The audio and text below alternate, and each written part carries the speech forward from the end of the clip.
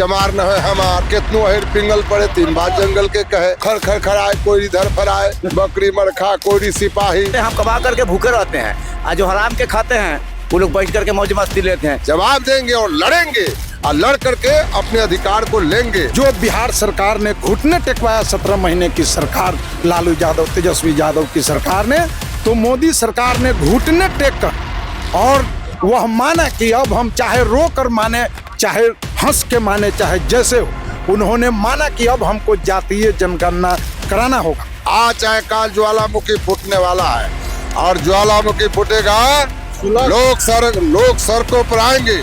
अब सुलग रहा है, जब था फूटेगा तो था लगेगा। जब जात पूछकर यूनिवर्सिटी में काम नहीं किया जाता तब काहे न सवाल उठाते हैं। जब जात पूछकर आपका इंटरव्यू में कम नंबर दिया जाता है तब काहे न सवाल उठाते हैं। जब जात पूछकर 2018 का सर्वे तक आप देख लीजिए, सेंट्रल यूनिवर्सिटी में एक भी ओबीसी का प्रोफेसर नहीं था, तब काहे न आवाज उठाते हैं। नमस्कार, मैं हूं इरफान रिजवी और आप देख रहे हैं हमरा बिहार। देखिए, बिहार सरकार ने पहले ही जातीय जनगणना करा लिया, लेकिन अब केंद्र सरकार ने जातीय जनगणना कराने का फैसला किया है। आरक्षण और जातीय जनगणना को लेकर के मुजफ्फरपुर के युवा यहाँ पर मौजूद है, उनसे हम बात करेंगे। जातीय जनगणना और आरक्षण दोनों को आप कैसे देखते हैं? जिसकी जितनी संख्या भारी उसकी उतनी हिस्सेदारी।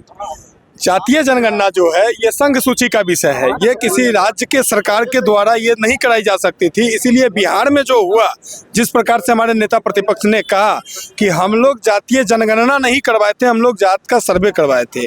जब तक के जाति की जनगणना नहीं हो जाती है तब तक जो भी संसाधन है उसमें हम उनकी भागीदारी को कैसे सुनिश्चित करेंगे। जब तक कि हमें पता नहीं चल जाता है कि किस जाति के लोग कितनी संख्या में है और वो कितने सरकारी नौकरी में है, उनके पास कितनी जमीन है, उनकी आर्थिक स्थिति क्या है, सामाजिक स्थिति क्या है, उनकी राजनीतिक स्थिति क्या है, ये सारी जानकारी हमें जाति जनगणना से ही आएगी, आर्थिक जनगणना से ही आएगी। इसलिए आर्थिक जनगणना, जातिगत जनगणना आवश्यक है समतामूलक समाज को स्थापित करने के लिए। आज चाहे काल ज्वालामुखी फूटने वाला है और ज्वालामुखी फूटेगा, लोग सड़कों पर आएंगे।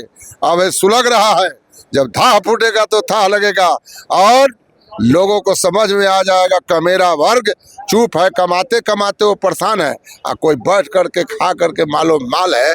उनका जो है सो मामला को बेहाल करने के लिए जो लोगों ने उपेक्षित रहा है, जिन लोगों को लोगों ने हे दृष्टि देखा है, जिन लोगों को लोग मतलब कि शोषित बना कर रखा है और शासन किया है, उस पर नकेल कसेगा लोग और उनका बधैया कुटैया भी करने के लिए लोग तैयार है। इस चीज को कोई रोक नहीं सकता है। सारे देशों में क्रांति हुई है, भारत में आज तक क्रांति नहीं हुई। ये सब जो हो रहा है, लोग जब धीरे धीरे समझ जाएंगे और अपने अधिकार के लिए लोग रोड पर आएंगे और जवाब देंगे और लड़ेंगे और लड़ करके अपने अधिकार को लेंगे। इसलिए कि उनके पास में ये जानकारी नहीं हो रहा है कि आखिर के हो क्या रहा है। और जितने काम करने वाले लोगों को सबको गाली दिया गया है। जूता बनाने वाले को चमार न है हमार, दही दूध मतलब कि उपार्जन करने वाले को कितनो अहिर पिंगल पड़े, 3 बार जंगल के कहे। कुशवाहा भाई हमारे सब्जी वनस्पति खोज करके उपजाते हैं, तरकारी का काम करते हैं। खर खर खराए कोई इधर फराए, बकरी मरखा कोई सिपाही, ये सब भादी गालियों से लोगों ने मतलब कि लोगों को नवाजा है। जबकि संख्या में देखा जाए तो मतलब कि सवा हाथ धरती छुआ जाता है, समझिए कि नहीं। ये जबकि संख्या में ये लोग सबसे अधिक है। यही लोगों पर दुनिया चल रहा है, इनके कमाई पर दुनिया चल रहा है। यही लोग है जो आदमी जिंदा है, चाहे कोई भी मतलब कि लोग जो है सो इन लोगों के कमाई पर उनकी सब अहमियत है और इन्हीं लोगों की कुटाई या इन्हीं लोगों की छटाई हो रही है। इस चीज के लिए आगे बढ़ करके लोगों को लड़ना पड़ेगा और जिस दिन ये लोग जान जाएंगे उस दिन तो मतलब कि उनसे 2 मिनट में मतलब कि फैसला करके हिसाब अपना ले लेंगे।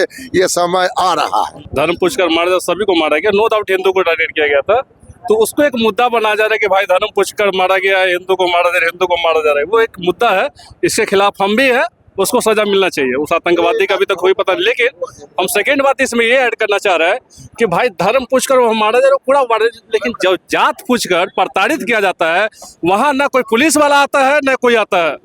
जब जात पूछकर यूनिवर्सिटी में काम नहीं किया जाता तब काहे न सवाल उठाते हैं। जब जात पूछकर आपका इंटरव्यू में कम नंबर दिया जाता है तब काहे न सवाल उठाते हैं। जब जात पूछकर 2018 का सर्वे तक आप देख लीजिए, सेंट्रल यूनिवर्सिटी में एक भी ओबीसी का प्रोफेसर नहीं था, तब काहे न आवाज उठाते हैं। जब केंद्रीय सरकार में, भले ही सरकार किसी का और सेंट्रल गवर्नमेंट में 91 सचिव में से राहुल गांधी ने आवाज उठाया था कि 91 सचिव में से 4 सचिव सिर्फ SC ST ओबीसी थे, बाकी 87 सचिव जनरल सेक्रेटरी, तब काहे न आवाज उठाते हो भाई।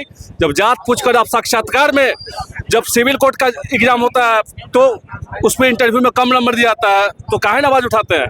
वहाँ आवाज उठा तो वहाँ बात हिंदू मुस्लिम करने की हुई, तो भाई सब हिंदू है, लेकिन जब हमारे हक और अधिकार की बात होती है तो तुम ये देखिए, आरक्षण इसलिए जरूरी है कि जब शुरू से हम विषमता में रहे हैं, तो यदि हमारे परिवार में कोई बीमार आदमी है और कोई स्वस्थ आदमी है तो उसको थोड़ा सा हम ज़्यादा नहीं देंगे तो रिकवर नहीं करेगा। तो हमारे समाज को सदियों से ये लोग शोषण करके जो लोग रखा है, गुलाम बना करके रखा है, इसलिए बराबरी नहीं होगा तो हम लोग कमाएंगे कैसे। जब हम कमाते हैं तो एक ही तरफ भाग जाता है, हम लोग भूखे रहते हैं, हम कमा करके भूखे रहते हैं, और जो हराम के खाते हैं वो लोग बैठ करके मौज मस्ती लेते हैं। इसलिए आरक्षण जरूरी है कि यदि हमारी जनगणना होगी तो हमारी स्थिति सुधरेगी। ये कोई जातीय जनगणना से कोई मतलब, जैसे यहाँ पर जो लोग वर्ण व्यवस्था के हिसाब से जो स्वर्ण में है या संपन्न है, वो गुजरात में आप सुने हैं कि वो गरीब में आते हैं, तो इसलिए जाति जनगणना से सबको फायदा है। नितिन गडकरी जी क्या बोले थे, जो जात की बात करेंगे उसको लात मारेंगे। योगी आदित्यनाथ क्या बोले थे कि ये सब जाति भड़काकर हिंदुओं को तोड़ना चाहता है, बटोगे तो कटोगे। अब बताइए ना मोदी जी, बटेंगे तो कटेंगे या बटेंगे तो लड़ेंगे, लड़ेंगे तो जीतेंगे। हमारा एक ही बात है, लड़ेंगे, बटना नहीं है, बटेंगे भी, लड़ेंगे भी और जीतेंगे भी। और अपना अधिकार है, हमारा खैरात नहीं है। आरक्षण हमारा अधिकार है, 27% आरक्षण हमारा अधिकार नहीं है। हमारा आरक्षण तो दूसरी बात है, हमको हिस्सेदारी चाहिए, हर एक क्षेत्र में चाहिए आरक्षण, चाहिए तो चाहिए, हमको चाहिए। जिस तरीके से हिंदू मुसलमान की आपने बात कही, अगर देश में मुसलमान नहीं रहे तो राजनीति किस पर होगी? तब जात पर होगी भाई, जाति पर होगी। सच्चाई है 100%। जब मुस्लिम की बात मुस्लिम नहीं होगा तब जाति की बात होगा, सीधी सी बात है, ये सब जानते हैं कि हम अपने अधिकार के लिए हमें लड़ना होगा, और लड़ने के लिए हमें एकजुट होना होगा। जितने भी हमारे अक़लियत समाज है, SC ST है और OBC समाज के जितने भी अति पिछड़ा समाज के, सभी लोगों को एक होकर के आरक्षण के खिलाफ जो है हम लोग को लड़ना होगा और अपने अधिकार के लिए लड़ाई लड़ना पड़ेगा।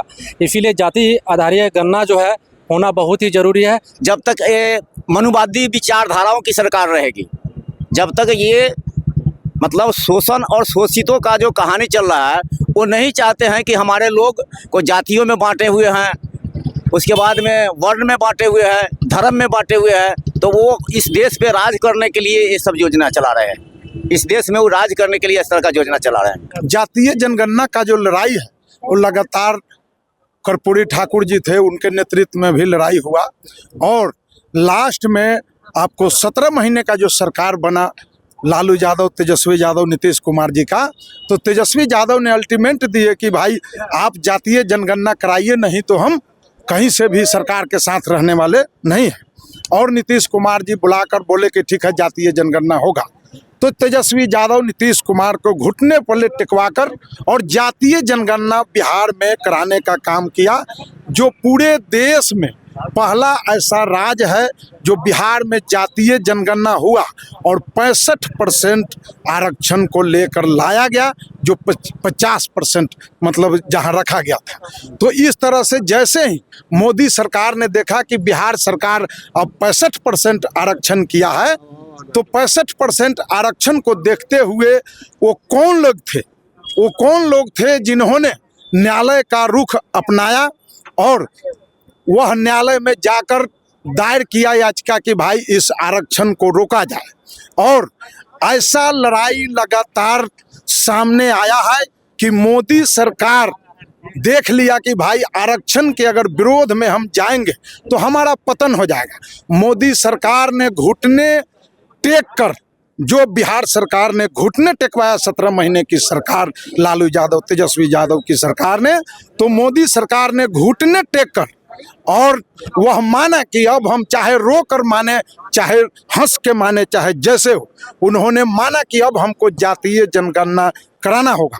जब एक बार बिहार सरकार के द्वारा सर्वे करा करके अति पिछड़े वर्ग को जब 16% 49 से बढ़ा करके 65% आरक्षण करने का काम किया, फिर ये लोग साजिश के तहत उच्चतम न्यायालय गए और उसको स्टे कराने का काम कर दिया है।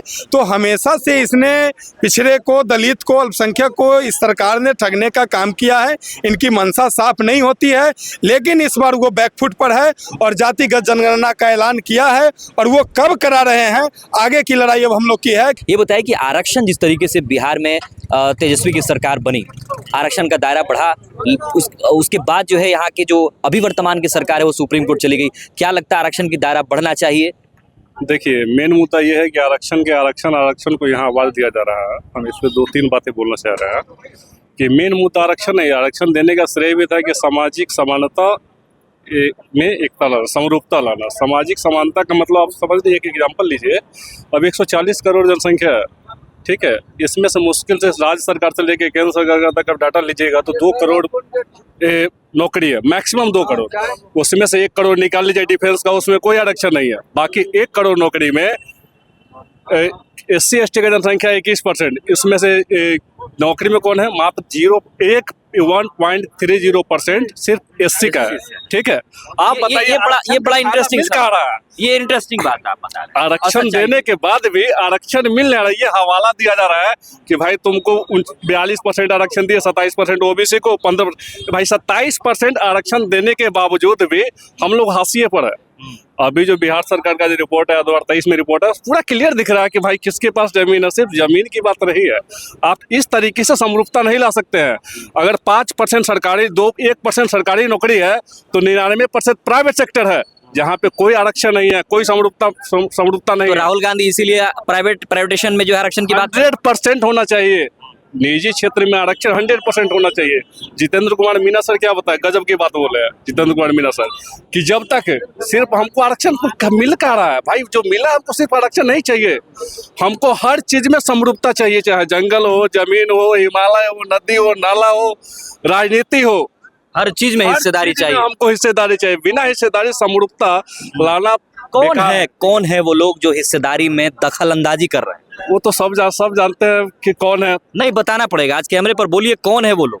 देखिए, वो जो है मनवादी विचारधारा के, सीधी सी बात है, ठीक है। जो मनवादी विचारधारा के जो लोग कहते हैं कि एक छोटी सी बात है, आप जब भी कभी बहस होती है आरक्षण पे तो कहा जाता है कि हम लोगों ने लड़ाई लड़ा, अंग्रेजों के साथ लड़ा। उसमें भाई हम लोगों को तुमने मौका दिया, कहा जब मौका दिया हमने अपने पूरा परचम लड़ा है। एक छोटा सा एग्जाम्पल, कोड़ा गांव, कौन सा गांव है हम भूल रहे, उसका नाम भूल रहे, बोड़ा कोले गांव। जब महार को मौका मिला था गांव के एक सिंपली कि जिसको आप लेकर, जिसको छूना गलत माना जाता है, जिसके भाई अपवित्र माना जाता है, उसको मौका मिला तो पूरा पेशवा को 500 महार ने पूरा पेशवा को हरा दिया। तो भाई जब मौका मिला है, हमने अपना प्रतिभा को सामने प्रदर्शित किया है, इतिहास बनाया अपना और इतिहास बनाया। हम छोटी सी एग्जाम्पल बता रहे, इस यूनिवर्सिटी की बात करें, जिस ग्राउंड, जिस धरती पे खड़े हैं, यहाँ पे क्या है, ये तो जाके पलट के तो देखिए तो सही कि काम कैसे होता है, किस आधार पर होता है। यूनिवर्सिटी में बिहार विश्वविद्यालय की बात कर रहे हैं हम, उसी के छात्र यूनियन से हम